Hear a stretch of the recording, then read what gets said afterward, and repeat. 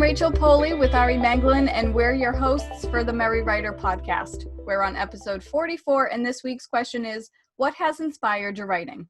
Before we begin, don't forget to subscribe to the podcast wherever you're listening so you never miss a show. And if you enjoy this episode, please give it a like.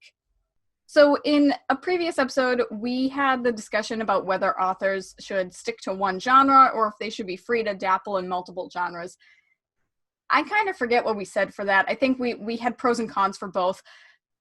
But for me, I like to write in multiple genres. So when we ask the question, what has inspired your writing, it's kind of a broad question.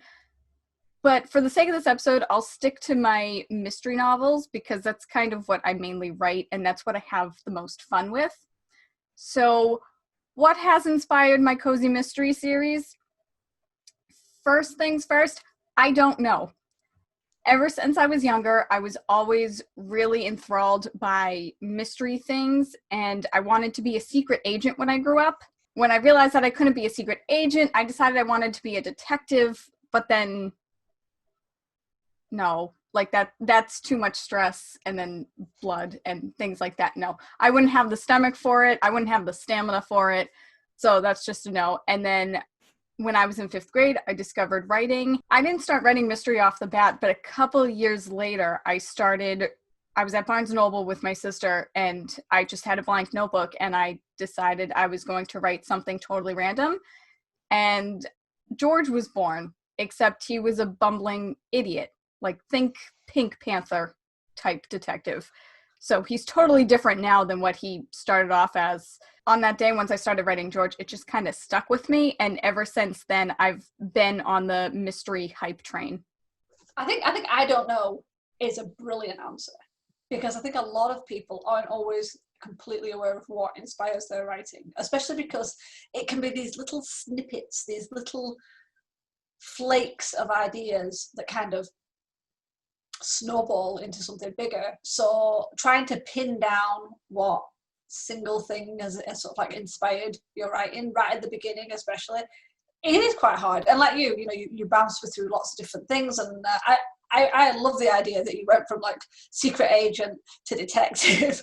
And by the way, I always wanted to be a spy and then a private detective, but then it was like, oh, you have to talk to people and interview people, yeah. and like infiltrate situations, and if you go undercover, and it's like, oh no, that sounds awful. No. So yeah, those dreams died, but but I do feel it. I understand that. It's like, yeah, that sounds great. I actually used to have a spy notebook, and there was one time, I don't know why this sticks out in my brain, but one time my sister and I were spying on our mother to see if her cooking was real or not. And I just remember we had our little tape recorder, and we were like trying to like eavesdrop on her conversation while she was talking on the phone with our grandmother. Did you find out? Was it real? No, she heard us spying on her, so she was like, oh my. Oh. And that's when I knew spying was not for me. Yeah. Oh, the spying world has lost a potential. Such a shame. Oh, it is. Such a shame. Now, I do like the fact that I literally went, that's such a good idea that I don't know, and most people don't. And I'm going to answer it with, here's one thing that definitely inspired me. One of the big inspirations I've always had has been mythology, because it's everywhere. Every country, every culture has some form of mythology. There's stories of the way people viewed the world and how it made sense to them, whether it was, the sun was pulled across the sky in a chariot or rolled across the sky by a scarab beetle, why we had storms, why crops died. It wasn't just, oh, there's a locusts eating all the crops. It was, oh my goodness, someone has cursed us and the locusts are coming because they cursed us. And there was always that much more colourful ideas in mythology. Social interactions and moral dilemmas, or very, very immoral ideas, especially with some of the Greek stuff, But I've always loved mythology. And since I was really little, and I've had so many different mythology books. you know, whether it's the Celtic mythologies, Egyptian mythology, Greek mythology, Mesopotamia. I love that sort of thing. And you can sort of pull ideas and thoughts and concepts out of them because they've always got these rich characters. And with that being said, my current trilogy, The Blessed, is actually loosely inspired by Greek mythology. And I think that's one of those things I've always loved the stories within mythology. So I have so many more ideas and novel structures sort of waiting in the wings that have been created and developed from some of these old cultural ideals. And I think you'll probably find mythology threads through a lot of my stories, actually. So yeah, I think mythology is definitely a big one for me. And you've got such a range to pick from because there are so many. I really like that because the possibilities really are endless with mythology. And I love mythology too. I kind of, fell off that wagon as I grew older, but in the back of my mind, I've always wanted to get back into it and read more stories and learn more about it. But when I was in middle school, I was hugely into mythology. And I did write a short story. I had to for my 6th grade English class. I had to write a short story based off of like some sort of mythology or a fable or something. So I wrote about how the giraffe got its long neck. And I think I wrote that it got its head stuck in a bucket or something like that. And as it was trying to pull, its neck elongated. But mythology is so cool. And that... Yeah, I gotta get back into mythology. You just reminded me. That sounds like a book buying situation's going to be brewing over there, isn't it? I'll wait till The Blessed comes out. Oh, get on it, Ari. Might be forever. It might honestly be forever right now. I love how we're both talking about our work in progresses that we've both been working on for years. And when are they going to come out? Who knows? We don't even know. It's a surprise.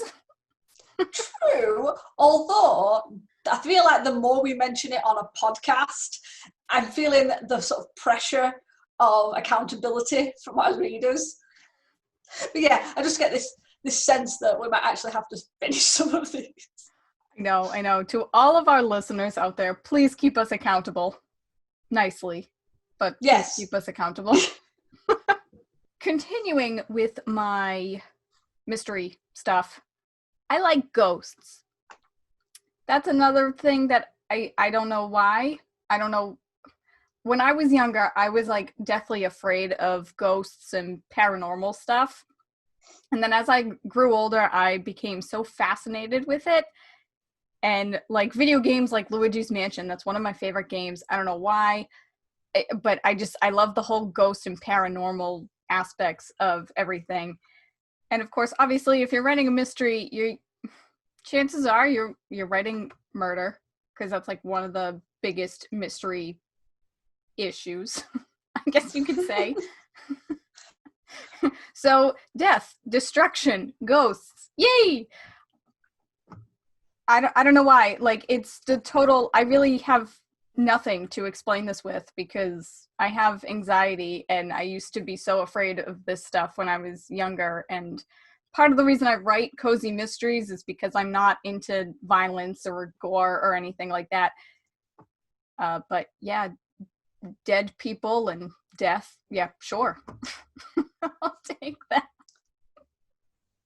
Like, I actually have another mystery series all planned out when I am eventually finished with George about a paranormal detective. So that'll come out in the next 100 years, probably, at this rate.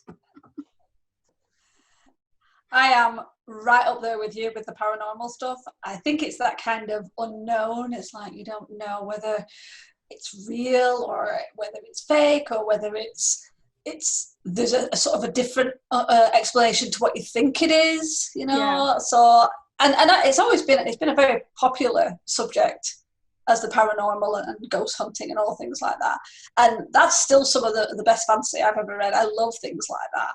And one of my other manuscripts that is also not Technically it's finished, it's just not been edited properly, it needs to go, and I'm just ignoring it.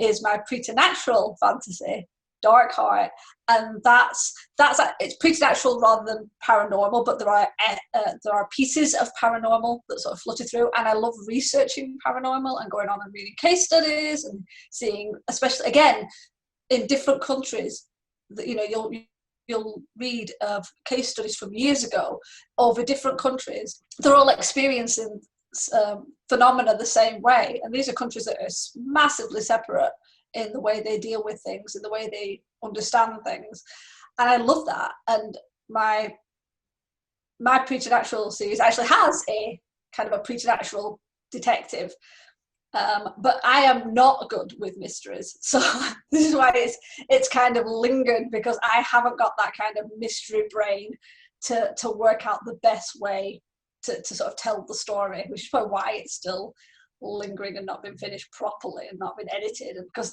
I'm just looking at it going, nah, it doesn't really read right. But I think paranormal stuff is brilliant because, again, there's so much scope with it. And again, depending on which country you're writing about or which culture, you add layer upon layer on that scope. So I think that's a great thing for inspiring. And again, they do so well. Movies, TV, books. It's not lost its flair, I don't think. I think people are still craving the paranormal. Yeah, I think it's a fascinating topic because you're right. Everybody experiences the same thing, but it's so different at the same time. With that being said, I'm going to switch to something more normal, more understanding. And I'm going to say that one of the other things that inspires my work is nature. It's mostly like the ideas of ecosystems that coexist and that codepend on each other, and how one change can disrupt so much throughout the world. And I've always been kind of fascinated with that anyway, and I've often tried to pull inspiration from nature from that, whether it's like, the hive mind of bees, or the echolocation ability of bats, whether it's the simple, if you do this thing over here on this area, it will have a massive impact further down, like on a stream. If you do some sort of thing, something at the top of the stream, it will go all the way down and affect everything in that ecosystem. And again, I think it's like anything. It's like if you do the research about it, you find out some really cool things that you can then sort of piece into stories. I think I read somewhere where there was like tree stumps that have been kept alive by other trees nearby. It's where mushrooms have this like massive network of roots and everything underneath the ground. And I'm sure I've read this. I really hope that I'm not mixing it up. But trees have actually used those root systems of mushrooms to pass nutrients through to other trees or chemically communicate. I am probably sounding like an absolute loony here, and I will try and find the information and I will put it in the description below. But yeah, there's definitely something between mushrooms and trees, and it was really cool. But obviously my crap brain is not remembering it in detail, and I probably should have figured this out before we did the podcast and made detailed notes. But hey, we do things by the seat of our pants here, and we get nowhere, obviously. But yeah, nature, it's great. It's full of awesome things. Yeah, great. Perfect for inspiration. That's so cool, though, that you take what happens in real life and what nature is doing on an everyday basis that no one really notices, I guess you could say, and you weave that into your stories. That's awesome. Well, I know nothing about nature. Oh, it's just like, it was just one of those things that like I don't know, like obviously you learn about it in school, but I just never really retained the information, and I never thought about it further. Like I love trees and flowers and, everything like that. I take care of it, but I don't know exactly how it works. Like you seem to be very into it and like know everything, and that's awesome. I think it's just good. I've always loved nature, and I do a lot of research on my own. And I always remember I read the Shadow of the Apt book series, or most of it, by Adrian Tchaikovsky. definitely put a link in the description. And his was incredible because his characters were like humans, but they had insect kind of connections. So you had like the beetle people and the praying mantis people and the ants, and like because ants can actually sort of like communicate with like chemicals, his ant characters were all telepathic, like termite characters who were really good at building because that's what termites do, and wasp characters that could shoot stings. And it was really weird seeing these human characters but with these unusual insect connections. And if you've not read the series, it is brilliant. It's so detailed, and yeah, it's one of the most unique ones I've read in a long time. And it was just, and I mean, it was weird, the idea, like, obviously, you know, they were riding tarantulas into battle and things like that, because they had these giant tarantulas, and if they were sailing ships, they had spiders who would fix the sails with silk. And it was just so different than what you used to. And it gave me, I mean, I've always liked insect information and studying insects, but it totally gave me a different idea of it totally gave me a new appreciation for the insect life and things like that. And it just shows what you can take from, like, you know, what we're saying with nature being an inspiration. This guy just completely made this incredible series with, obviously, inspired by certain aspects in nature, and it just totally blew my mind. Seriously. That sounds amazing. I don't even like bugs, but that sounds really cool. I'll have to look that up. Yeah, seriously. I mean, there was like, I can't remember how many books. The problem is that they were great, and then the last books were starting to get massive, and then the last one I've got, I think it was called like Sea Watch or something, and it was like this huge tome, and I couldn't even hold it in two hands to read it, so I haven't actually read it yet. It's just sat on the shelf. But yeah, until I got to that, it was really good. Wow. I'm glad I'm editing this episode so that way when I get to this part of the episode, I'll actually remember to grab a note and write down the name. Because I always do that. I'm like, oh yeah, I'll totally look that book up and pick it up and read it, and then I'm like, what was that again? I don't remember. Half the times I don't even ask myself, what was that again? I just don't remember.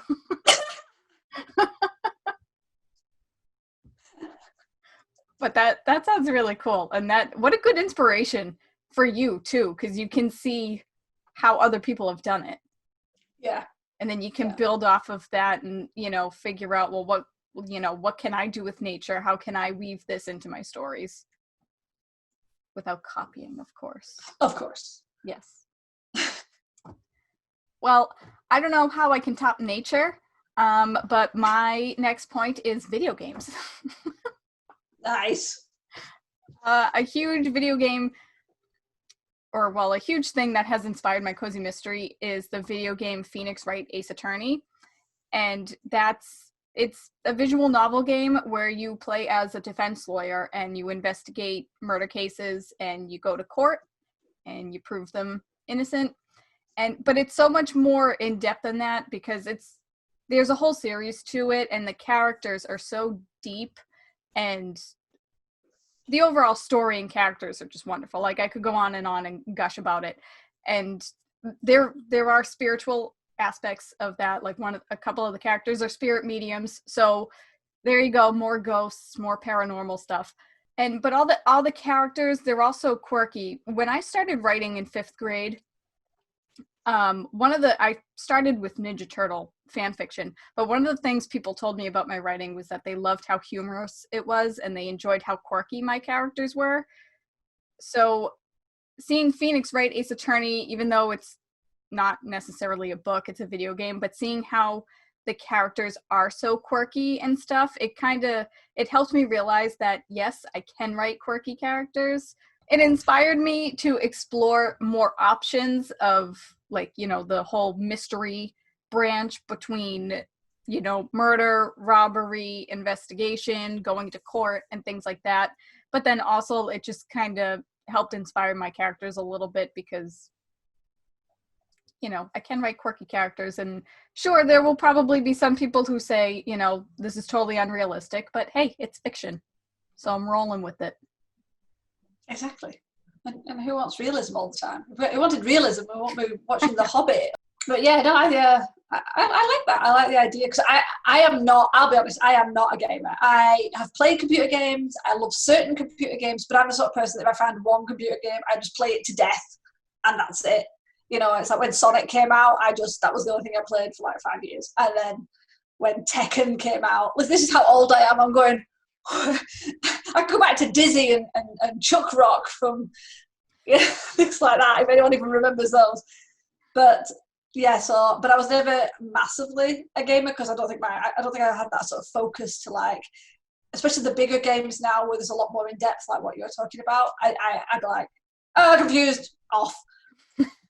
But I appreciate the depth that goes into computer games and just how inspiring they can be. I mean, let's be honest, look at all the movies that have come out from computer games. Yeah. So it's like there's so much there that can sort of help to develop characterization, help to develop world building. Just watching how other people do it with things like a video game, especially because you've got that lovely visual as well.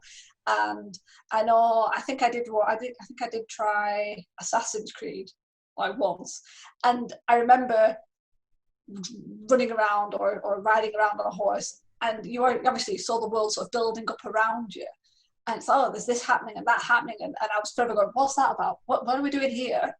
Because I'm that sort of person. And it did kind of give you this idea of, oh, well, this will happen and that might happen, and this is the market day, and these are the people in charge, and you had this incredible visual that could totally be inspiring. So yeah, I can totally see that. Yeah, I mean, it's like a mixture between a book and a movie, I think. Yeah, because it's like an interactive movie. Right, yeah, you're seeing the story happen, you're reading about it, and you're actually interacting with it, so it's similar. Yeah. I think it's very good for people who are very visual people. Yes. I think especially if you're,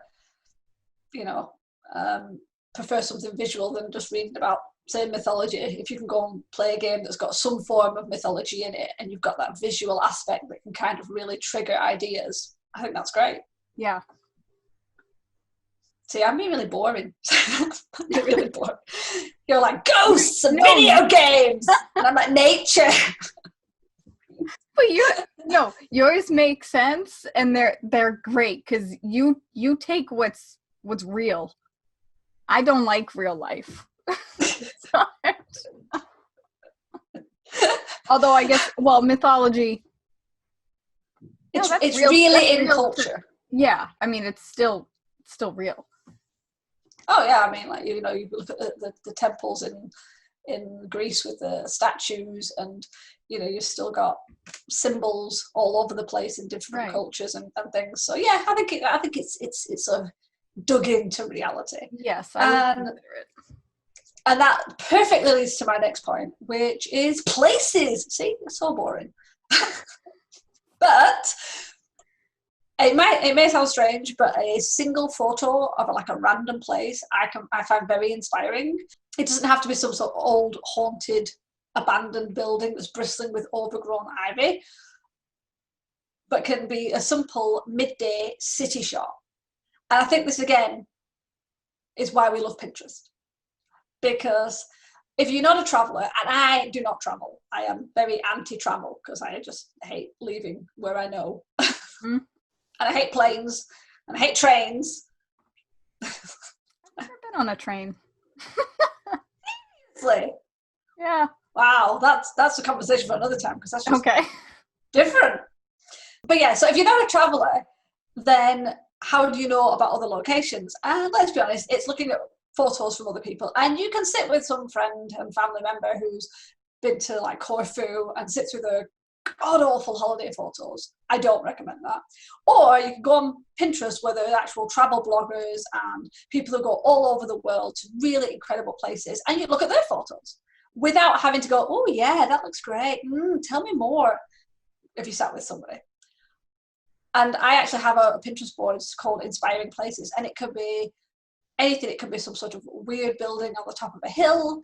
It can be an ocean scape, one of those like underground cave areas, just really, really odd places. And it's just like a little spark it helps you to raise questions. Who lives here? Do they like it? What do they see out their window? How do they get to places? Is it remote? Is it a place where lots of people are? Is it steeped in history?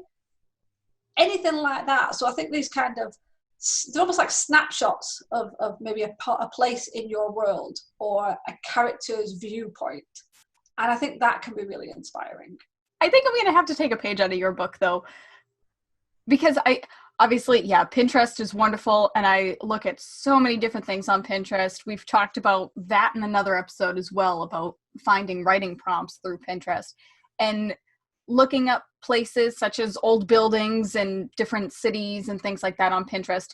It's not only a great way to find writing prompts, but it's also a great way to find inspiration for your book's settings. And that's actually one of the things that I've always had trouble with, because I don't travel either. So I've always had trouble trying to figure out the setting of my books. And I tell people that my Cozy Mystery series is just in a void right now, because people will ask me, where do your characters live? I don't know. I haven't decided if I want to base it off of a real life place or if I just want to have a fictional place for them, because I don't feel comfortable writing well enough about a certain place. Like, I don't think I would be able to do it justice because I've never actually experienced it. And people have told me to write from where I'm from, and I'm like, nothing happens where I'm from. There's nothing around me. Like, wait, that doesn't work. No. But all the Cozy Mysteries I've read, all of the settings, they're based off of real life places. So that's kind of where I flip-flop between having a real place and then a fictional place, because you don't see Cozy Mysteries in fictional places that often. But yeah, I'll have to go on Pinterest, and then if I see something that I like, you could do the research on it and stuff too, and just try to, I don't know, make it your own, I guess. That's a good way of doing it. Well, the thing is, Pinterest, I think one of the reasons we like Pinterest is a search engine, not really a social media. Yeah. So if you're looking for something, so say you want some sort of desolate place or some quiet grove or something, you can type those words in and it'll come up. I remember doing massive searches on urban decay, and because I think we had a book once and it was all these photos of abandoned places, like old hospitals,